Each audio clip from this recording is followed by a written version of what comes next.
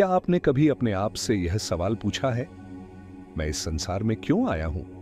क्या कभी रात की गहरी खामोशी में, जब सारी दुनिया सो रही हो, आपके भीतर यह पुकार उठी हो, मैं कौन हूं?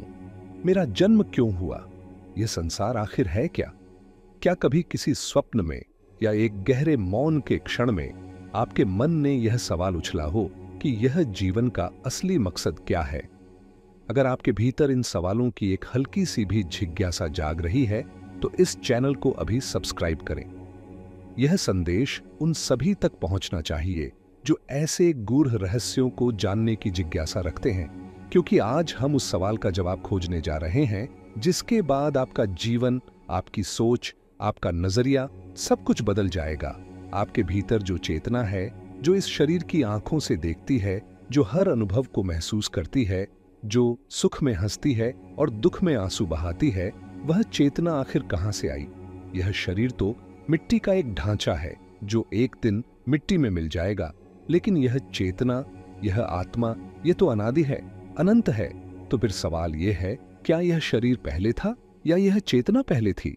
और अगर चेतना पहले थी तो उसे इस शरीर की, इस भौतिक संसार की क्या जरूरत पड़ रही?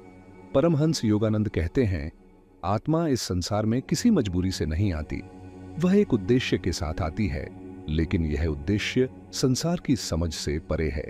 लोग इसे भाग्य कहते हैं, नियति कहते हैं, संयोग कहते हैं, लेकिन योगानंद इसे चेतना की एक लीला कहते हैं, एक ऐसा नाटक जो इतना जीवंत है, इतना सघन है कि आत्मा खुद को इस मंच का पात्र यानी यह शरीर समझने की भूल कर बैठती है।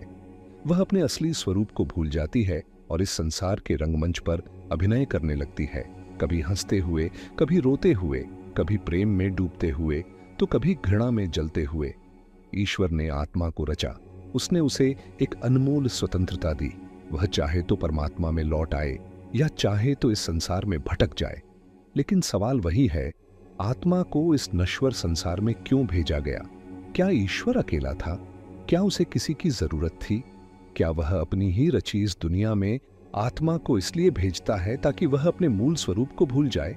नहीं, यह संसार आत्मा की कोई सजा नहीं है, न ही कोई परीक्षा।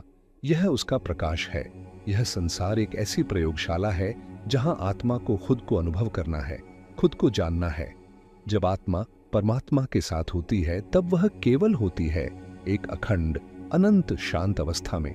लेकिन जब वह इस संसार में उतरती है तब वह अपने होने को महसूस करती है, जैसे कोई आंख जो सब कुछ देख सकती है, लेकिन खुद को देखने के लिए उसे एक दर्पण की जरूरत पड़ती है। यह संसार वही दर्पण है। परमात्मा आत्मा को इसलिए संसार में भेजता है ताकि वह स्वयं को अनुभव करे। यह अनुभव आसान नहीं है। हर जन्म में आत्मा अलग अलग रूप धरती है, अलग अलग अनुभवों से गुजरती है। कभी वह एक मां बनकर प्रेम को अनुभव करती है, कभी एक योद्धा बनकर संघर्ष को समझती है, कभी एक साधक बनकर सत्य की खोज करती है। हर आत्मा परमात्मा की एक झलक है। हर आत्मा प्रेम, करुणा, दुख, सुख और अंततः मुक्ति का एक अनूठा प्रयोग है। योगानंद कहते हैं, परमात्मा आत्मा को इसलिए भेजता है ताकि वह अनगिनत रूपों में स्वयं को देख सके। लेकिन सवाल यह है, अगर परमात्मा सर्वज्ञ है, सर्वशक्तिमान है, तो उसे अनुभव की क्या जरूरत? वह तो सब कुछ जानता है। हाँ, वह जानता है, लेकिन ज्ञान और अनुभव में अंतर है। ज्ञान एकत्र किया जा सकता है, पर अनुभव को जीना पड़ता है। परमात्मा चाहता है कि वह स्वयं को अनुभव करे, न केवल जानने की अवस्था में बल्कि होने की अवस्था में। इसलिए वह आत्मा को अपने रंगमंच पर भेजता है। आत्मा इस मंच पर एक पात्र बनकर उतरती है। जब यह पात्र रोता है, परमात्मा उसकी आंखों में अपने आंसुओं को देखता है। जब यह पात्र हंसता है, परमात्मा उस हंसी में अपनी खुशी को महसूस करता है। जब यह पात्र प्रेम करता है, परमात्मा उस प्रेम में अपनी मौजूदगी को अनुभव करता है। यह एक लीला है, एक ऐसी लीला जो आत्मा को अनुभवों की गहराइयों से गुजारकर अंततः परमात्मा में लौटने के लिए रची गई है। जैसे एक मां अपने बच्चे को खेलने के लिए बाहर भेजती है ताकि वह थककर, अनुभवों से भरकर फिर उसकी गोद में लौट आए, वैसे ही परमात्मा आत्मा को संसार में भेजता है ताकि वह अनुभव करे, सीखे और फिर उसके पास लौटे। लेकिन यह संसार क्या है? क्या यह सिर्फ एक भ्रम है? नहीं, यह भ्रम नहीं बल्कि एक प्रकाशित सत्य है। जैसे स्वप्न और जागरण के बीच की वह अवस्था जहां स्वप्न भी सत्य लगता है और चेतना भी जागी रहती है। संसार को ही सब कुछ मान लेना भ्रम है, लेकिन इसे अनुभव की एक सीर ही मानना जागृति है। परमहंस योगानंद कहते थे, जब तुम यह जान लेते हो कि यह संसार तुम्हारा नहीं है, तभी तुम इसे सचमुच जीने लगते हो। जब तुम्हें यह बोध हो जाता है कि आत्मा इस शरीर की मालिक नहीं, यह संसार उसकी मंजिल नहीं, तभी तुम इस जीवन का असली आनंद ले पाते हो। आत्मा इस संसार में आनंद के लिए भेजी गई है, लेकिन उस आनंद तक पहुंचने का रास्ता अनुभवों से होकर गुजरता है। यह रास्ता भटकाव से भरा है, दुख से भरा है, सुख की झलकियों से भरा है। जब तुम दुख में डूबे होते हो, जब अकेलापन तुम्हें घेर लेता है, जब तुम्हें लगता है कि कोई तुम्हें समझ नहीं रहा, तब तुम उस क्षण के सबसे करीब होते हो जहां आत्मा परमात्मा को पुकारती है, और वह पुकार ही लौटने की शुरुआत है। इसलिए आत्मा का इस संसार में आना कोई सजा नहीं है। यह एक अवसर है उस परम प्रेम को, उस परम आनंद को फिर से जीने का, जिसे आत्मा ने परमात्मा में रहते हुए जाना था, लेकिन अब उसे जीना है। उसे इस संसार के अनुभवों के माध्यम से उस आनंद को अनुभव करना है। यही आत्मा की यात्रा है। यही कारण है कि परमात्मा आत्मा को इस संसार में भेजता है। अब सवाल यह है, जब आत्मा इस संसार में आती है तो वह अपने असली स्वरूप को क्यों भूल जाती है? उसकी स्मृति क्यों धुंधली हो जाती है? और यही विस्मृति क्यों जन्म देती है संसार के सारे दुखों को? जब आत्मा इस संसार में उतरती है, वह सिर्फ शरीर धारण नहीं करती, वह एक पर्दा ओढ़ लेती है, माया का पर्दा। यह माया कोई मिथक नहीं, कोई काल्पनिक शक्ति नहीं, यह वह शक्ति है जो सत्य को ढक देती है। परमहंस योगानंद कहते हैं, माया एक दिव्य स्वप्न है। यह स्वप्न आत्मा को यह भ्रम देता है कि वह शरीर है, मन है, विचार है, एक इतिहास है, लेकिन वास्तव में वह इनमें से कुछ भी नहीं है। क्या आपने कभी गहरी नींद का अनुभव किया है? उस नींद में आपका नाम, आपकी पहचान, आपके रिश्ते, आपकी उपलब्धियां, सब कुछ गायब हो जाता है। तब आप कौन होते हैं? उस क्षण में आप केवल एक चेतना होते हैं, शुद्ध, अखंड, बिना किसी बंधन के। ठीक ऐसा ही आत्मा के साथ होता है। जब वह गर्भ से इस संसार में उतरती है, वह अपने स्रोत की पूरी जागरूकता के साथ आती है। वह जानती है कि वह परमात्मा का अंश है, लेकिन जैसे ही वह इस शरीर की सीमाओं में बंधती है, उसकी चेतना पर परतें चढ़ने लगती हैं। ये परतें हैं कामना की, भय की, लोभ की, मोह की। जैसे बादल सूरज को ढक लेते हैं, वैसे ही ये परतें आत्मा के प्रकाश को ढक लेती हैं। यह ढंकाव इतना सूक्ष्म है, इतना धीमा है कि आत्मा खुद को ही भूल जाती है। वह सोचने लगती है कि वह यह शरीर है, वह यह नाम है, वह यह रिश्ता है, वह यह कहानी है, और यही भ्रम जन्म देता है दुख को। आत्मा रोती है, तड्डेपती है, क्योंकि वह अपने असली घर से दूर हो जाती है। लेकिन यह विस्मृति कोई सजा नहीं है, यह उस यात्रा का हिस्सा है। अगर आत्मा को सब कुछ याद रहता तो न अनुभव होता, न खोज होती, और बिना खोज के वह जिज्ञासा नहीं जागती जो उसे परम सत्य तक ले जाती है। यह विस्मृति ही आत्मा को अनुभवों की गहराई में ले जाती है। वह संसार में उतरती है, प्रेम करती है, हंसती है, दुख झेलती है, और इन सब के बीच एक दिन वह सवाल उठता है, मैं कौन हूं? यह सवाल ही उसकी जागृति की शुरुआत है। जैसे एक अभिनेता मंच पर अपने असली जीवन को भूलकर पात्र बन जाता है, वैसे ही आत्मा इस संसार के मंच पर उतरती है। लेकिन फर्क यह है कि यह अभिनय कई जन्मों तक चलता है। हर जन्म में वह एक नया पात्र बनती है। कभी वह राजा बनती है, कभी भिखारी, कभी मां बनती है, कभी शत्रु। हर बार वही मोह, वही लालच, वही पीढ़ा। क्यों? क्योंकि आत्मा उस अनुभव को पूरा नहीं कर पाती जिसके लिए वह आई थी। उसका मन संसार की चकाचौंध में भटक जाता है। वह सोचने लगती है कि धन ही सुख है, रिश्ते ही सुरक्षा है, सम्मान ही जीवन की सार्थकता है, और यही भ्रम जन्म देता है जन्म मृत्यु के चक्र को। परमहंस योगानंद कहते हैं, आत्मा की सबसे बड़ी त्रासदी यह है कि वह खुद को शरीर मान लेती है। शरीर तो बस एक वस्त्र है जो हर जन्म में बदलता है, लेकिन आत्मा इसे भूल जाती है और कर्मों के जाल में फंस जाती है। हर बार वह कुछ ऐसा कर बैठती है जिससे उसे फिर से जन्म लेना पड़ देता है, फिर से सीखना पड़ देता है, फिर से जागना पड़ता है। लेकिन परमात्मा ने आत्मा के भीतर एक तड़प छोड़ दी है, लौटने की तड़प। यह तड़प ही उसे एक दिन जगाती है। कोई भी व्यक्ति यूं ही ध्यान की ओर नहीं मुद्दता। जब तक वह संसार से थक नहीं जाता, तब तक उसे परमात्मा की याद नहीं आती। यह थकान, यह टूटन, यह दुख, यही वह क्षण है जब आत्मा पूछती है, मैं कौन हूं, मैं यहां क्यों हूं। यह सवाल उसे भीतर की यात्रा पर ले जाता है। यह यात्रा आसान नहीं है। यह एक ऐसी चढ़ाई है जहां न रास्ता दिखता है, न नक्शा मिलता है। तब आत्मा को जरूरत पड़ देती है एक दीपक की, एक मार्गदर्शक की, और यहीं साधना का महत्व सामने आता है। परमहंस योगानंद कहते हैं, ध्यान वह पुल है जो आत्मा को उसके बाहरी अस्तित्व से उसके असली केंद्र तक ले जाता है। ध्यान क्या है? यह कोई जटिल क्रिया नहीं। यह वह क्षण है जब आप अपने शरीर, अपने विचारों, अपनी भावनाओं से अलग होकर एक साक्षी बन जाते हैं। आप अपनी श्वास को देखते हैं, मन को भटकते हुए देखते हैं, और फिर उस मौन को अनुभव करते हैं जो हर ध्वनि के पीछे छिपा है। वह मौन आपकी आत्मा है। वह मौन परमात्मा की झलक है। योगानंद ने क्रिया योग को इस यात्रा का एक वैज्ञानिक मार्ग बताया। क्रिया योग एक ऐसी साधना है जो श्वास को माध्यम बनाकर चेतना को भीतर की ऊंचाइयों तक ले जाती है। यह साधना आत्मा को उसकी विस्मृति से स्मृति की ओर ले जाती है। लेकिन ध्यान ही एकमात्र मार्ग नहीं है।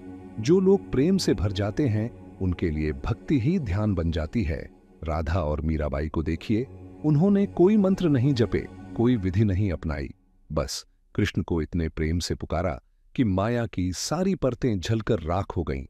प्रेम वह आग है जो आत्मा को बंधनों से मुक्त कर देती है।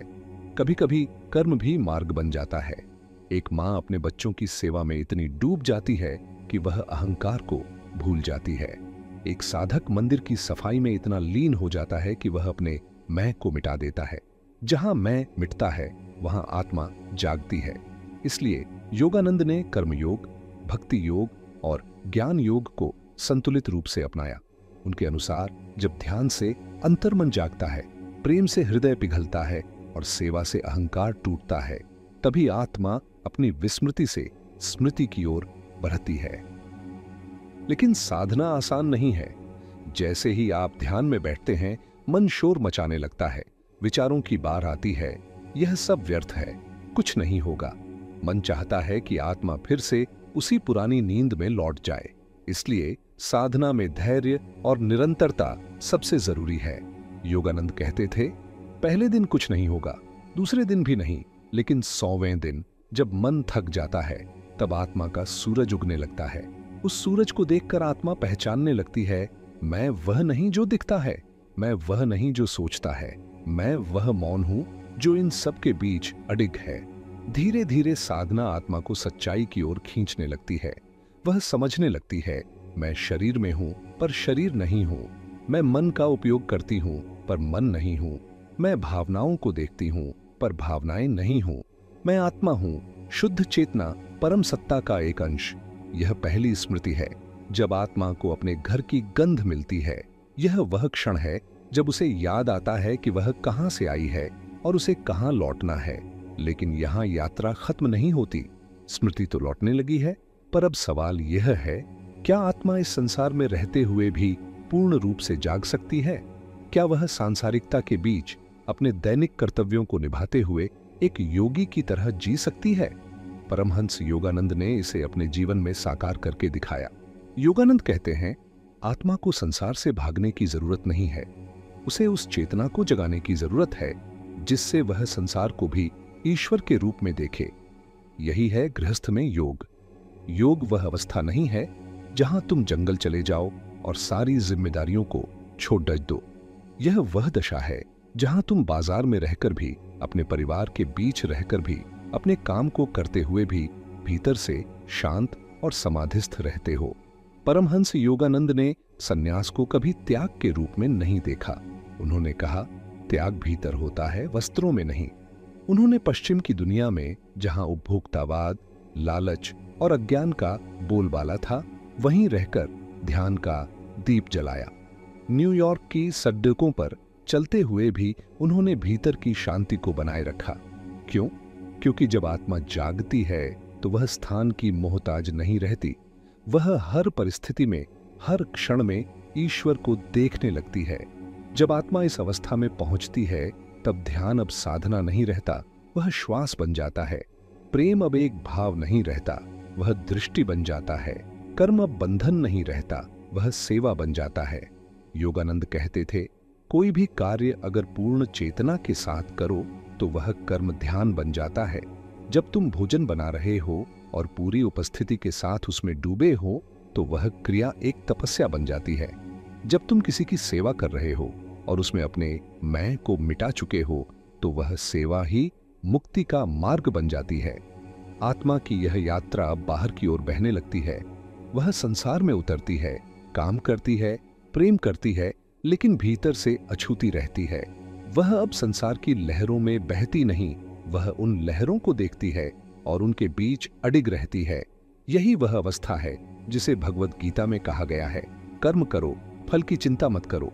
लेकिन यह वाक्य इतना साधारण नहीं है। फल की चिंता छोड़ना मतलब अपने पूरे अहंकार को छोड़ देना, क्योंकि अहंकार ही कहता है मैंने किया, मुझे चाहिए, लेकिन आत्मा कहती है ईश्वर ने किया, मुझे कुछ नहीं चाहिए।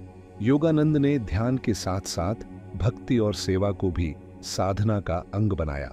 उनके आश्रमों में एक अनुशासन था। सभी को ध्यान के बाद रसोई में भेजा जाता था। कोई बर्तन साफ करता, कोई बागवानी करता, कोई भोजन तैयार करता। क्यों? क्योंकि ध्यान में जो मौन पाया उसे सेवा में उतारना चाहिए। अगर वह मौन कर्म में नहीं उतरता तो वह अहंकार बन जाएगा। योगानंद कहते थे, सच्चा योगी वही है जो भीतर ध्यानस्थ हो और बाहर सक्रिय हो, जो भीतर मौन हो और बाहर प्रेम और सेवा से भरा हो। इसके बाद संसार आत्मा के लिए बंधन नहीं रहता, वह साधना बन जाता है। घर अब रुकावट नहीं रहता, वह आश्रम बन जाता है। पत्नी अब मोह नहीं रहती, वह ईश्वर की एक छवि बन जाती है। बच्चे अब बंधन नहीं रहते, वे आत्मा को सेवा और प्रेम सिखाते हैं। आत्मा अब संसार को एक लीला के रूप में देखने लगती है। वह जान जाती है, मैं इस संसार में अभिनय करने आई हूं, लेकिन यह मेरा असली घर नहीं है। जैसे कोई अभिनेता मंच पर राजा का रोल निभाता है, लेकिन जानता है कि वह राजा नहीं है, वैसे ही आत्मा शरीर, नाम और रिश्तों को निभाती है, पर भीतर से अडिग रहती है। यह अडिगता ही आत्मा को संसार में रहकर भी परम में स्थापित रखती है। योगानंद इसे दैनिक जीवन में ईश्वर चेतना कहते थे। लेकिन यह चेतना अचानक नहीं आती, यह तपस्या मांगती है, निरंतरता मांगती है और सबसे बड़ी बात, यह पूर्ण समर्पण मांगती है। योगानंद कहते थे, जब तुम सब कुछ खो देने को तैयार हो जाते हो, अपना अहंकार, अपनी इच्छाएं, अपने भय, तभी ईश्वर तुम्हें सब कुछ सौंप देता है। यह पूर्ण समर्पण ही आत्मा की सबसे बड़ी परीक्षा है और यही समर्पण संसार को एक आश्रम में बदल देता है।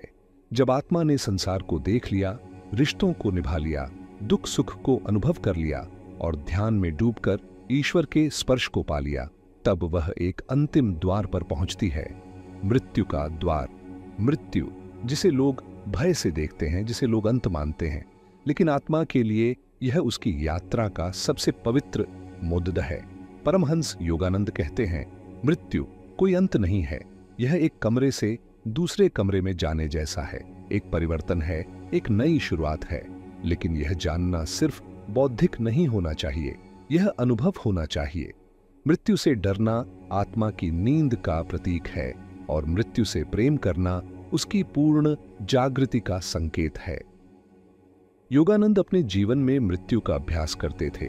वे शवासन में घंटों पड्ढे रहते, मानो शरीर छोड़ दिया हो। वे अपने शिष्यों से कहते, रोज मृत्यु का अभ्यास करो, रोज अपने शरीर को छोड़ने की कल्पना करो, ताकि जब असली मृत्यु आए तुम उसे डर से नहीं, प्रेम से गले लगाओ। यह अभ्यास उस अहंकार को पिघलाता है जो कहता है, मैं हूं, मेरा शरीर, मेरी पहचान, मेरी उपलब्धियां। आत्मा को मुक्त होना है तो यह मैं जलना ही होगा। यह जलन आसान नहीं है, यह पीड़ा देती है, क्योंकि सारा जीवन हमने इसी मैं के इर्द गिर्द जिया है। हमने सोचा कि हम यह शरीर हैं, यह नाम है, यह रिश्ते हैं। लेकिन जब यह मैं पिघलता है तो लगता है जैसे हम मर रहे हैं, और सच यही है, मैं मरता है तभी वह प्रकट होता है। तभी आत्मा उस परम मौन में उतरती है जहां वह और परमात्मा एक हो जाते हैं। योगानंद ने इस पीड़ा को सहा। उनके जीवन में भी ऐसे क्षण आए जब उन्होंने ईश्वर से कहा, मैं थक चुका हूं, मुझे उठा लो। लेकिन भीतर से एक मौन स्वर आया, तुम अभी पूरे नहीं हुए। वह पूर्णता तब आई जब उन्होंने अपने भीतर के सारे भय, लालच, मोह और अभिमान को ईश्वर को अर्पित कर दिया। और तब जो घटा उसे शब्दों में बयान करना असंभव है। वह आत्मा और परमात्मा का मिलन था। वह एक ऐसी अवस्था थी जहां स्वयं को देखना भी समाप्त हो जाता है, साक्षी भी मिट जाता है। अब कोई देखने वाला नहीं बचता, सिर्फ एक अनंत शांत अखंड अस्तित्व रह जाता है, जहां कोई नाम नहीं, कोई रूप नहीं, कोई अहम नहीं। योगानंद इस अवस्था को समाधि कहते थे। उन्होंने इसे दो प्रकार में बांटा, सविकल्प समाधि और निर्विकल्प समाधि। सविकल्प समाधि में अभी कोई देखने वाला बाकी है, तुम आनंद का अनुभव करते हो, लेकिन अनुभव करने वाला मौजूद है। निर्विकल्प समाधि वह अंतिम चरण है जहां अनुभव, अनुभवकर्ता और अनुभूत वस्तु तीनों विलीन हो जाते हैं। वहां केवल एकता है, वहां कोई भेद नहीं। वहां आत्मा और परमात्मा एक हो जाते हैं और यही एकता आत्मा की परम गति है। योगानंद ने इस अवस्था को अनुभव किया। उन्होंने कहा, जब मैं निर्विकल्प समाधि में होता हूं तो मुझे यह भी नहीं पता कि मैं योगानंद हूं। मैं बस हूं जैसा ब्रह्म है। लेकिन इस अवस्था को पाने के लिए वर्षों की तपस्या चाहिए, निरंतर ध्यान चाहिए और सबसे बड़ी बात, परम समर्पण चाहिए। आधुनिक मनुष्य जल्दी मुक्ति चाहता है। उसे लगता है कि कुछ दिन ध्यान कर लेने से सब मिल जाएगा। लेकिन आत्मा का मार्ग कोई बाजार नहीं है। यह जीवन के सारे झूठों को देखने और छोड़ने का मार्ग है। यह मार्ग तुम्हें खींचकर नहीं ले जाएगा। तुम्हें हर कदम पर अपने मैं को जलाना होगा, हर विचार को छोड़ना होगा, हर भावना को देखने और मुक्त करने का साहस रखना होगा और अंत में अपने संपूर्ण अस्तित्व को मिटाने के लिए तैयार होना होगा। वही इस परम मिलन का अधिकारी होता है। मृत्यु, इस शब्द से बद्दा भय शायद किसी और शब्द से नहीं लगता, लेकिन जब मृत्यु किसी सिद्ध पुरुष के द्वार पर आती है तो वह भय नहीं, सौंदर्य बन जाती है। योगानंद ने न केवल जीवन जिया बल्कि मृत्यु को भी जिया। जैसे कोई संगीतकार अपने अंतिम सुर में पूरा जीवन भर देता है, वैसे ही योगानंद ने अपने अंतिम क्षणों को समर्पण, ध्यान और चेतना से सराबोर कर दिया। वह दिन था 7 मार्च 1952। जगह थी Los Angeles, America, hotel Biltmore, जहां भारत अमेरिका मैत्री सम्मेलन हो रहा था। योगानंद को भारत की ओर से भाषण देने के लिए आमंत्रित किया गया था। वे मंच पर आए। उनके शरीर में एक अलौकिक शांति थी, उनके चेहरे पर एक दिव्य तेज और उनकी वाणी में ऐसा कंपन जैसे कोई ईश्वर बोल रहा हो। उन्होंने रविंद्रनाथ टैगोर की एक कविता सुनाई जिसमें भारत माता की महिमा थी, उसकी आत्मा की पुकार थी और विश्व बंधुत्व का संदेश था। फिर उन्होंने कहा, भारत और अमेरिका दो महान आत्माएं हैं जो मानवता की सेवा में एक साथ आगे बढ़ें। और इसके बाद उनका सिर धीरे धीरे झुक गया। न कोई चीख, न कोई हड्डबद्दी, न कोई पीढ़ा, बस एक गहन मौन में विलीन हो जाना। साक्षियों ने देखा, योगानंद का शरीर एक ध्यान मग्न अवस्था में स्थिर हो गया। डॉक्टर आए, जांच हुई। शरीर निष्क्रिय था पर चेहरा अभी भी मुस्कुरा रहा था। न कोई कठोरता, न मृत्यु के सामान्य लक्षण। और फिर एक चमत्कार, 20 दिनों तक योगानंद का शरीर वैसा ही बना रहा। न कोई सडिधन, न रंग में बदलाव, न कोई गंध। अमेरिका के फॉरेस्ट लॉन मेमोरियल पार्क ने एक लिखित प्रमाण पत्र जारी किया, योगानंद का शरीर मृत्यु के सामान्य नियमों को नहीं मानता। यह संपूर्ण समाधि में देहत्याग था। योगानंद ने कहा था, मैं अपनी मर्जी से जाऊंगा, अपनी चेतना में जाऊंगा, और उन्होंने वही किया। यह कोई चमत्कार नहीं था, यह आत्मा की उस पूर्ण अवस्था का प्रमाण था जहां मृत्यु भी विलीन हो जाती है। जिसने मृत्यु को जीत लिया वह अमर हो गया। परमहंस योगानंद अमर हो गए। उनका शरीर गया, पर उनकी उपस्थिति आज भी हर उस साधक के जीवन में जीवित है जो मौन में उतरना चाहता है। मृत्यु उनके लिए केवल एक परिवर्तन थी, जैसे लहर समुद्र में समा जाए। और यही आत्मा की अंतिम मुक्ति है। हम में से हर एक को उस दिशा में बढ़ना है, लेकिन वह यात्रा किसी गुरु के बिना नहीं शुरू होती। अधूरी है। योगानंद के शब्दों में संसार एक मायावी जंगल है। अगर तुम्हारे पास कोई मार्गदर्शक नहीं तो तुम खो जाओगे। गुरु वही है जो तुम्हें भीतर की गहराई में ले जाने का साहस देता है, जो तुम्हारे मन के भ्रमों को तोड़ता है और तुम्हें उस शाश्वत चेतना से जोड़ता है जो मृत्यु से परे है। योगानंद यही करते थे। वे केवल शिक्षक नहीं थे, वे रूपांतरित करते थे। उन्होंने हजारों लोगों को ध्यान में उतारा, उनके भीतर परमात्मा की ध्वनि को जागृत किया। उन्होंने कहा, ध्यान ही वह पुल है जो आत्मा को परमात्मा से जोड़ता है। उन्होंने क्रिया योग को हर उस व्यक्ति को दिया जो सच्चाई की खोज में ईमानदार था। और यह क्रिया योग सिर्फ एक तकनीक नहीं थी, यह एक जीवंत अनुभव था। जिस दिन उन्होंने शरीर छोड़ा, उसी दिन उन्होंने हजारों आत्माओं को यह संदेश भी दिया, मैं गया नहीं हूं, मैं हर उस श्वास में हूं जो प्रेम से ली गई है। मैं हर उस मौन में हूं जहां ध्यान खिलता है। मैं हर उस हृदय में हूं जो सत्य की खोज करता है। अब हम आत्मा की उस यात्रा को समझेंगे जो मृत्यु के बाद शुरू होती है।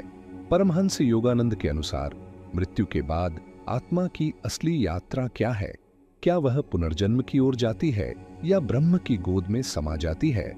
मृत्यु को लोग अंत मानते हैं, लेकिन यह अंत नहीं, यह एक द्वार है जिसके उस पार वह वास्तविक संसार है जिसे हम जीवन भर अनदेखा करते हैं। योगानंद कहते हैं, शरीर मरता है पर आत्मा एक क्षण को भी नहीं रुकती। वह तुरंत अपनी अगली यात्रा शुरू कर देती है। वह यात्रा कहाँ होती है? योगानंद बताते हैं कि 3 लोक हैं, स्थूल लोक, सूक्ष्म लोक और कारण लोक। यह भौतिक संसार स्थूल लोक है, जहां शरीर है, वस्तुएं हैं, दृश्य हैं, ध्वनि है और स्पर्श का अनुभव है। मृत्यु के बाद आत्मा सूक्ष्म लोक में प्रवेश करती है, एक ऐसा क्षेत्र जहां केवल विचार, भावनाएं और ऊर्जा होती है। वहां न शरीर होता है, न कोई भौतिक बंधन। वहां सब कुछ चेतना के स्तर पर चलता है।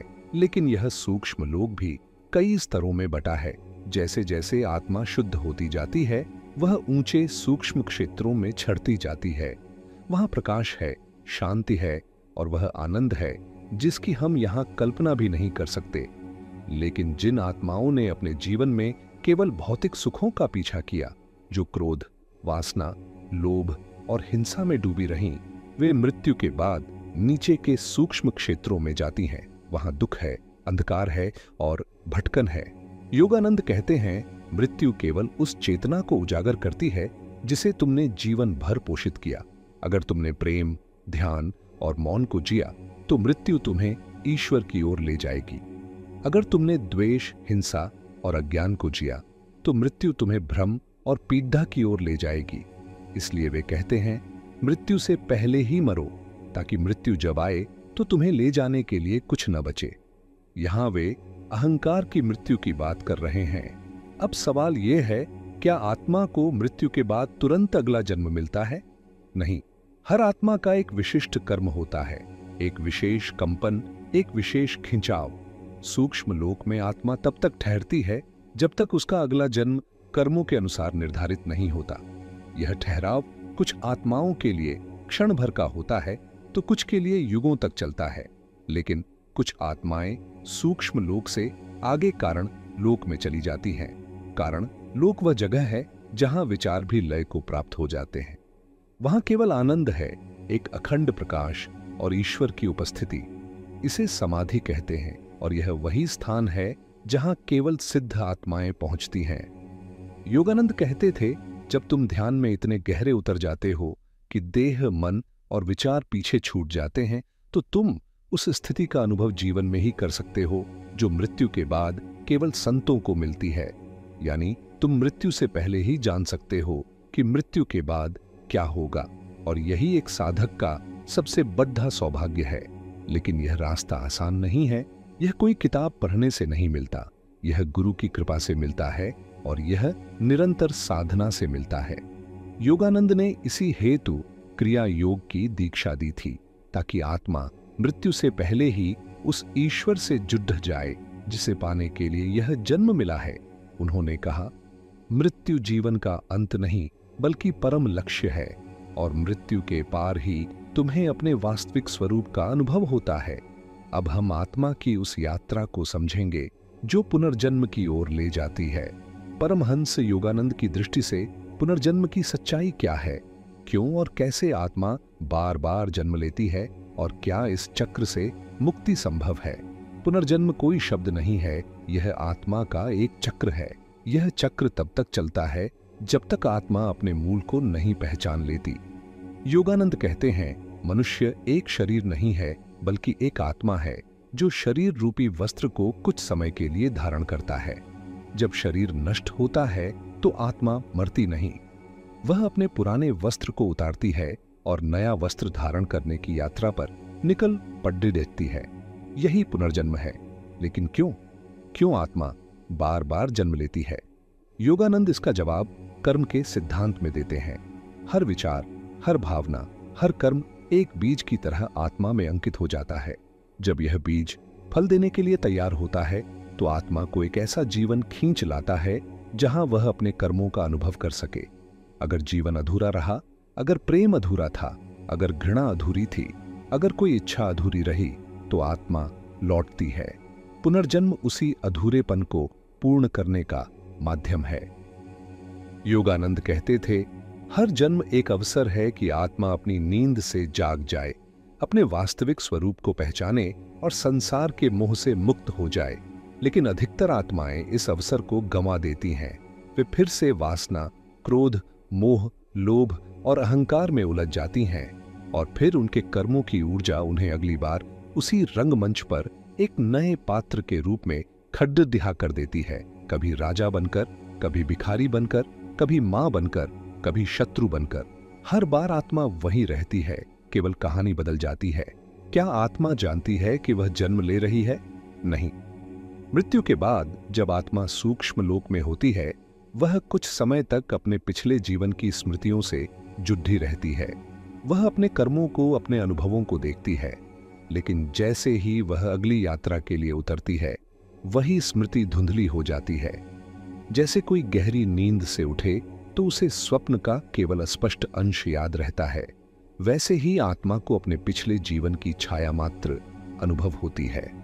योगानंद बताते हैं कि कुछ आत्माएं जो अधिक जागरूक होती हैं, जिन्होंने ध्यान और साधना की होती है, या जिनके भीतर प्रेम और विवेक की ज्योति जलती है, वे जन्म के बाद भी अपने अतीत की कुछ स्मृतियां लेकर आती हैं।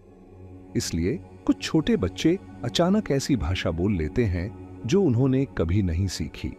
कुछ बच्चों को किसी स्थान को देखकर लगता है कि वे वहां पहले रह चुके हैं। कुछ आत्माएं जन्म से ही किसी कला, संगीत या ज्ञान को जानती हैं। यह संयोग नहीं है, यह उनकी आत्मा का पुराना कंपन है जो नए जीवन में प्रतिध्वनित हो रहा है। पुनर्जन्म को योगानंद दुखद नहीं बल्कि जागने का अवसर मानते हैं। उन्होंने कहा, हर जन्म एक स्कूल है, हर अनुभव एक पाठ है, हर रिश्ता एक दर्पण है जिसमें तुम स्वयं को देख सकते हो। लेकिन उन्होंने यह भी कहा कि अगर आत्मा हर जन्म में सुख दुख में ही उलझती रही तो वह इस चक्र से मुक्त नहीं हो सकती।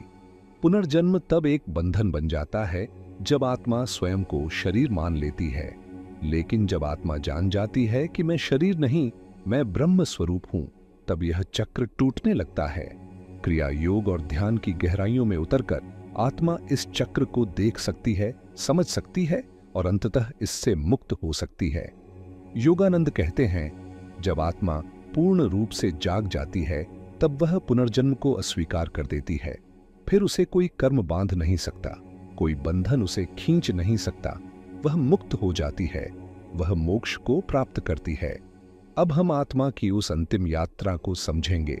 मोक्ष क्या है? मोक्ष, क्या आत्मा पुनर्जन्म के चक्र से पूरी तरह मुक्त हो सकती है?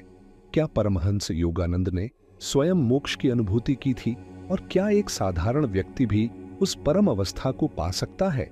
मोक्ष कोई कल्पना नहीं है, यह कोई स्वर्ग की यात्रा नहीं है, यह चेतना की अंतिम जागरूकता है, जहां आत्मा को यह अनुभव होता है कि वह कभी बंधी ही नहीं थी।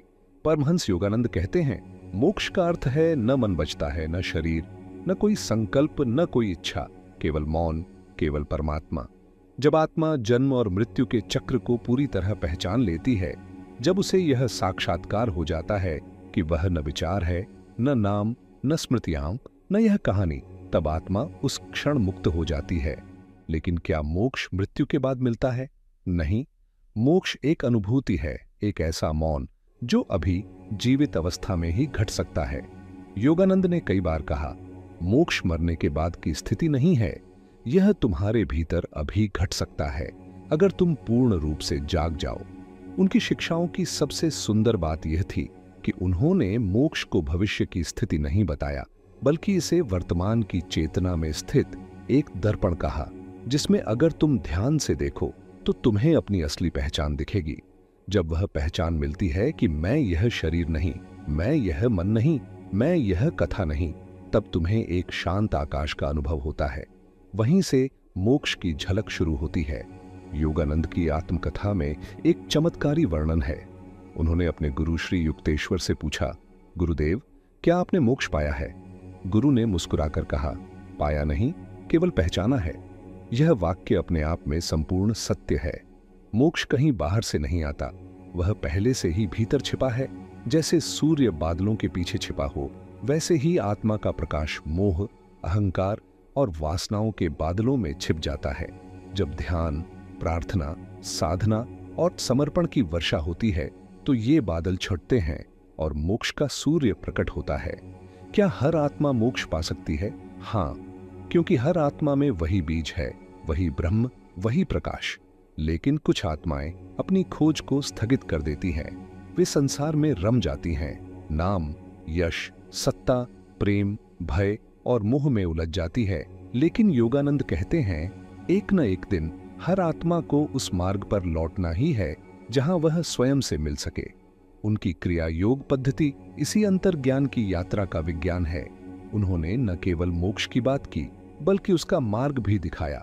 श्वास की साधना, मौन की साधना, प्रेम की साधना। योगानंद कहते हैं, मोक्ष में कोई शब्द नहीं, कोई विचार नहीं, वहां केवल अनुभव होता है कि मैं हूं। जब यह मैं हूं किसी रूप से जुड़ा नहीं, कोई नाम, कोई पहचान उसमें नहीं, तब वह मैं परमात्मा में विलीन हो जाता है। वही समाधि है, वही मुक्ति है। यह मोक्ष किसी धर्म का विशेष अधिकार नहीं है, यह हर जीवित आत्मा का सहज अधिकार है।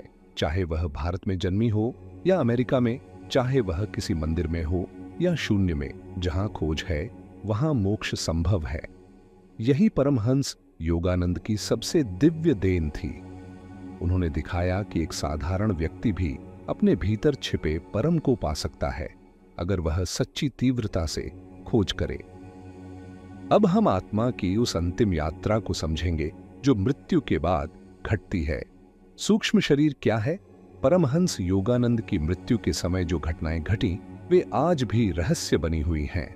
और सबसे बड़ा सवाल, क्या मृत्यु वास्तव में अंत है या किसी नई यात्रा की शुरुआत? मृत्यु को दुनिया अंत मानती है, लेकिन योगानंद ने इसे एक द्वार कहा जिससे आत्मा इस दृश्य संसार से अदृश्य लोक की ओर प्रवेश करती है। उनके अनुसार मृत्यु केवल शरीर की यात्रा का अंत है, आत्मा का नहीं। आत्मा अपनी यात्रा सूक्ष्म लोकों में जारी रखती है। जब कोई प्रबुद्ध आत्मा शरीर त्यागती है तो वह इस जगत को उसी शांति से छोड़ ढकती है जिस शांति से कोई योगी ध्यान से उठता है। योगानंद की मृत्यु 7 मार्च 1952 को लॉस एंजलिस में हुई। वे एक सभा में भाषण दे रहे थे, भारत अमेरिका मैत्री के विषय पर। उन्होंने अंतिम शब्द कहे, भारत और अमेरिका 2 महान आत्माएं मानवता की सेवा में एक साथ आगे बढ़ें। और फिर वे मौन हो गए। न कोई पीढ़ा, न कोई कष्ट, सिर्फ एक गहन मौन। वे खड्डे खड्डे अपने सूक्ष्म शरीर से इस जगत को त्याग चुके थे। लेकिन इसके बाद जो हुआ वह चमत्कार था। उनके शरीर में 20 दिनों तक कोई सड्ढन नहीं हुई। फॉरेस्ट लॉन मेमोरियल पार्क के अधिकारियों, जहां उनका शरीर रखा गया था, ने एक आधिकारिक रिपोर्ट में लिखा, योगानंद का शरीर 20 दिनों तक किसी भी सामान्य मानव शरीर की तरह सुरक्षित और स्थिर रहा। न कोई गंध, न कोई सड्ढन, न कोई बदलाव। यह कैसे संभव है? यह तभी संभव होता है जब आत्मा मृत्यु के बाद भी अपने शरीर पर चेतना की छाया छोड़ ढकती है। सूक्ष्म शरीर जो मृत्यु के बाद जीवित रहता है, वह ऊर्जा, भावना और संस्कारों का ढांचा है जिसके सहारे आत्मा अगले लोकों की यात्रा करती है। योगानंद कहते हैं, मृत्यु के बाद आत्मा तुरंत अगले लोक में नहीं जाती। वह एक मध्यवर्ती क्षेत्र में विश्राम करती है, जहां उसे चेतना के अनुसार मार्ग मिलता है। अगर आत्मा जागरूक है तो वह स्वयं अपने मार्ग का चुनाव करती है। अगर वह अचेतन है तो वह अपने कर्मों के भार के साथ किसी और जन्म की ओर बढ़ती है। लेकिन जो आत्मा समाधि में मृत्यु को प्राप्त करती है, वह पुनर्जन्म की आवश्यकता से मुक्त हो जाती है। परमहंस योगानंद ने यह लक्ष्य अपने जीवन में प्राप्त किया था। उनका जीवन कोई साधारण यात्रा नहीं थी। यह एक जागरूक यात्रा थी जो इस लोक में समाप्त होकर उस दिव्य लोक की ओर लौट गई जहां से आत्मा आती है। एक बार उनके एक शिष्य ने पूछा, गुरुदेव, मृत्यु के बाद आप कहां जाएंगे? उन्होंने जवाब दिया, जहां से मैं आया था उस प्रकाश की ओर जो न जलता है न बुझता है, वही मेरा घर है। यह जवाब किसी भी दर्शन, किसी भी विज्ञान से बढ़कर है। यह जवाब वही दे सकता है जो मृत्यु को देखकर डरता नहीं, बल्कि मृत्यु के पार देख सकता है। योगानंद बार बार कहते थे, अगर तुमने आत्मा को जान लिया तो मृत्यु तुम्हें कभी नहीं डरा सकेगी। तब मृत्यु एक मित्र होगी जो तुम्हें इस संसार के बंधनों से मुक्त करके तुम्हारे परम घर की ओर ले जाएगी। तो क्या मृत्यु के बाद कुछ है? हां, अगर जीवन केवल शरीर नहीं है तो मृत्यु केवल अंत नहीं है। अगर आत्मा अमर है तो मृत्यु केवल उसकी दिशा बदलती है। यह श्रृंखला इसीलिए बनाई गई थी ताकि आप यह जान सकें कि आप केवल हड्डियां और मांस नहीं हैं। आप शुद्ध चैतन्य हैं जो समय और मृत्यु से परे है। अब जब आप इस यात्रा के अंतिम बिंदु पर पहुंचे हैं तो यह सिर्फ एक वीडियो का अंत नहीं है। यह एक प्रवेश द्वार है जहां से भीतर की खोज सही मायनों में शुरू होती है। अगर इस यात्रा में कोई एक वाक्य, कोई एक क्षण या कोई एक अनुभूति आपके भीतर कुछ छू गई हो तो वह संयोग नहीं था, वह आपकी आत्मा की पुकार थी जो वर्षों से मौन में थी। हम आपसे आग्रह नहीं करते कि आप लाइक करें या सब्सक्राइब करें, लेकिन अगर भीतर से यह लगे कि यह प्रयास आपके जीवन को एक नई दिशा दे रहा है तो इस संवाद को जीवित रखने में अपना योगदान दें। लाइक करें, सब्सक्राइब करें, लेकिन उस मौन श्रद्धा के साथ जिससे एक साधक अपने गुरु के चरणों में बैठता है। और सबसे जरूरी बात, इस ज्ञान को अपने तक सीमित न रखें। जिन्हें आप प्रेम करते हैं उन्हें यह वीडियो भेजें।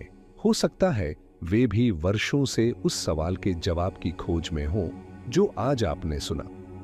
हम फिर मिलेंगे किसी नई खोज, किसी नए रहस्य के साथ।